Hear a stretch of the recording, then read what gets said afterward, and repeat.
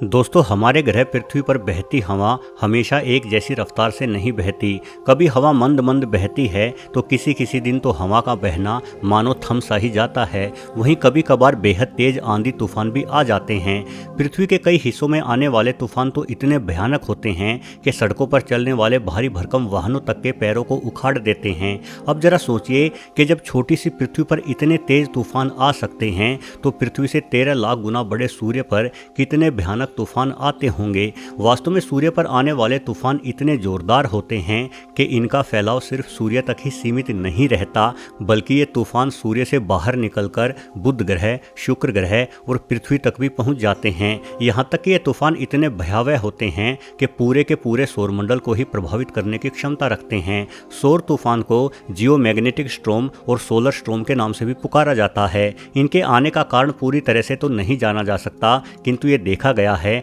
कि हर 10 से 11 सालों बाद सूर्य पर उठने वाले तूफानों में अप्रत्याशित तेजी आ जाती है। पिछली बार आज से करीब 11 वर्ष पूर्व सूर्य से निकले तेज सौर तूफान पृथ्वी की ओर दौड़े थे और अब फिर से इन घटनाओं में वृद्धि दर्ज की जा रही है।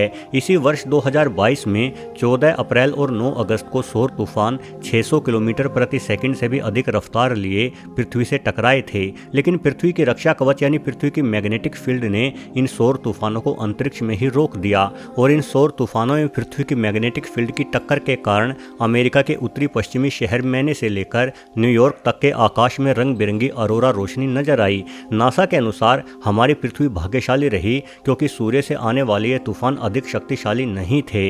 इसी वजह से पृथ्वी की मैग्नेटिक फील्ड इन तूफानों को रोकने में सफल रही, परंतु हो सकता है कि भविष्य में इनसे कहीं अधिक तेज सौर तूफान पृथ्वी से आ टकराएं। ऐसे तूफान जिन्हें पृथ्वी की मैग्नेटिक फील्ड भी रोक पाने में असमर्थ हो। भूतकाल में ऐसा 2 बार हो भी चुका है और यदि भविष्य में भी ऐसा होता है तो पूरी मानव जाति का अस्तित्व ही खतरे में आ सकता है। और वैज्ञानिक शोध बता रहे हैं कि पिछले कुछ समय से सूर्य की सतह पर होने वाली गतिविधियां तेज होना शुरू हो गई हैं, यानी कभी भी एक भयानक सौर तूफान पृथ्वी की ओर दौड़ता हुआ आ सकता है। तो चलिए आज के वीडियो में सौर तूफान और इससे जुड़ी तबाही के बारे में ही जानते हैं। दोस्तों, जब सूर्य का गुरुत्वाकर्षण बल हाई एनर्जी पार्टिकल्स को अपनी सतह पर नहीं रोक पाता तो ये पार्टिकल्स तेजी से सूर्य से दूर हो जाते हैं। इसी घटना को सौर तूफान के नाम से जाना जाता है। सौर तूफान को सूर्य पर मौजूद काले धब्बों, जिन्हें कोरोनल कहा जाता है, पर उठने वाली विकराल ज्वालाओं के समूह के रूप में भी जाना जा सकता है। ये कोरोनल होल में मौजूद गैसों के प्रभाव से होने वाले विस्फोटों से पैदा होते हैं और ये विस्फोट इंसानों द्वारा बनाए गए परमाणु बम की तुलना में करोड़ों गुना अधिक शक्तिशाली होते हैं। सूर्य से पृथ्वी की दूरी 15 करोड़ किलोमीटर है। इस लंबी दूरी को लांघते हुए पृथ्वी तक पहुंचने में सौर तूफानों को 4 से 6 दिन का समय लग जाता है। वहीं यदि किसी सौर तूफान के पार्टिकल्स में ऊर्जा का स्तर बेहद अधिक हो तो प्रकाश की गति को हासिल करते हुए ये तूफान सिर्फ कुछ ही मिनटों में पृथ्वी तक पहुंच जाते हैं। पृथ्वी का मैग्नेटिक फील्ड इन कणों पर प्रतिकूल प्रभाव डालते हुए सौर तूफानों को पृथ्वी के ध्रुवीय क्षेत्रों से ऊपर अंतरिक्ष में धकेल देता है। वहीं कुछ कण पृथ्वी के वायुमंडल को चीरते हुए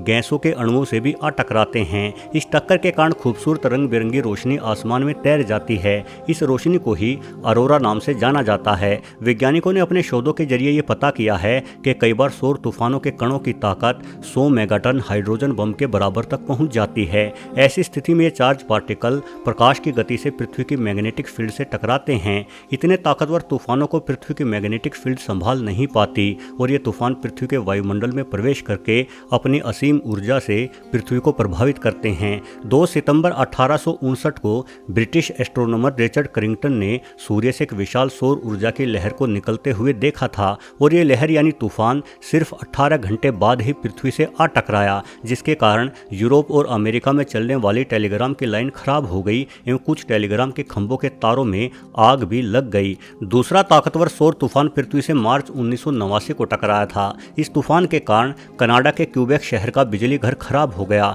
और पूरा शहर ही अंधकार में डूब गया। हालांकि ये सौर तूफान 1859 में आए सौर तूफान जितना तीव्र नहीं था। खास बात यह है कि 1859 के ज़माने में हम बिजली पर ज़्यादा आश्रित नहीं थे, लेकिन आज हम पूरी तरह से बिजली पर ही आश्रित हैं। माना जाता है कि यदि 1859 जैसा सौर तूफान आज के समय में आ जाए तो सभी देशों की बिजली व्यवस्था ठप हो जाएगी, जिसके कारण पूरी पृथ्वी पर काला अंधियारा छा जाएगा और इंटरनेट से लेकर जीपीएस तक जैसी सभी सेवाएं भी ठप पड़ जाएंगी। शुरुआत में वैज्ञानिक बतलाते थे कि करीब 100 सालों में एक बार ही सूर्य से भयंकर सौर तूफान निकलते हैं, किंतु ताज़ा शोध बताते हैं कि प्रत्येक 11 सालों में सूर्य से तेज सौर तूफान निकलने की संभावना बन जाती है।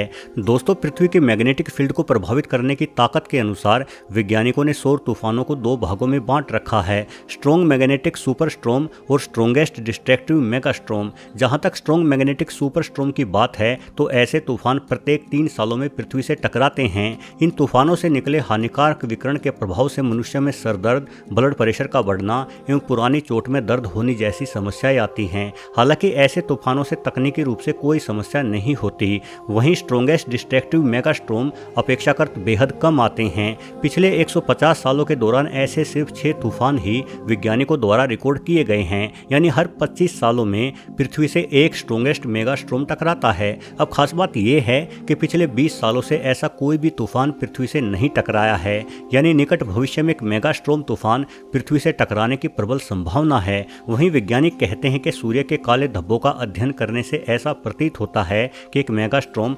2023 में पृथ्वी से टकरा सकता है और एक मेगा स्ट्रॉम की टक्कर पृथ्वी पर मौजूद सभी इलेक्ट्रॉनिक सर्किटों को खराब कर देगी, जिससे कम्युनिकेशन, हवाई जहाज चालन यंत्र, बिजली सप्लाई, पावर ग्रिड एवं पृथ्वी के सभी कृत्रिम उपग्रहों के साथ साथ समुद्र के अंदर मौजूद इंटरनेट की तारें भी जल सकती हैं। यानी एक मेगा स्ट्रॉम के कारण पृथ्वी से इंटरनेट सेवा पूरी तरह से बंद पड़ जाएगी। मेगा स्ट्रॉम से उपजी समस्याओं को ठीक करने में कई महीनों का समय लग जाएगा, साथ ही अरबों रुपयों का खर्च भी आएगा। सिर्फ इतना ही नहीं बल्कि मेगा स्ट्रॉम सौर तूफान पृथ्वी की परतों के व्यवहार को भी प्रभावित करता है, जिस वजह से पृथ्वी पर अकाल, बाढ़, भूकंप और सुनामी जैसी समस्याएं भी उत्पन्न हो जाएंगी। वैज्ञानिकों ने पता लगाया है कि 2004 में इंडोनेशिया में आया 9.4 की तीव्रता का भूकंप, जिसके कारण इंडोनेशिया, बांग्लादेश, भारत, श्रीलंका और थाईलैंड आदि में भयंकर सुनामी आई थी, असल में एक सौर तूफान का ही नतीजा था।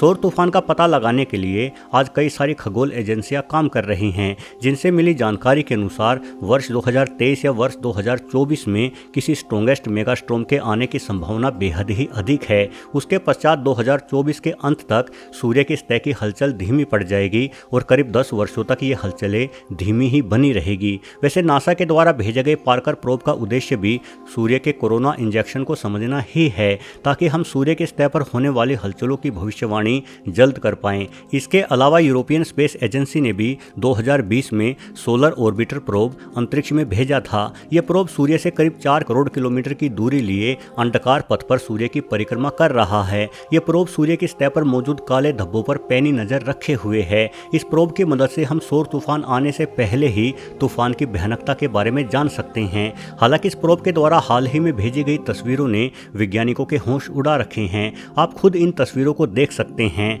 तस्वीरों में सूर्य की सतह पर काले और चमकीले धब्बे हिलते हुए दिखाई दे रहे हैं। असल में छोटे छोटे प्लाज्मा विस्फोट हैं, जिन्हें वैज्ञानिकों द्वारा कैंप फायर का नाम दिया गया है। वैज्ञानिकों के अनुसार इस तरह के प्लाज्मा विस्फोट सूर्य की सतह का तापमान बढ़ा देते हैं और ये बढ़ा हुआ तापमान ही आगे चलकर भयानक सौर तूफानों का कारण बनता है। वैसे भविष्य में पृथ्वी से टकराने वाला कोई सौर तूफान कितना घातक होगा और ये तूफान किस तरह से हमारे जनजीवन को प्रभावित करेगा, ऐसे सवालों का जवाब तो भविष्य के गर्भ में ही छुपा है। लेकिन इतना तो तय है कि एक न एक दिन हमें किसी भयानक सौर तूफान से उत्पन्न होने वाली समस्याओं से दो चार होना ही पड़ेगा। वीडियो देखने के लिए आपका बहुत बहुत धन्यवाद।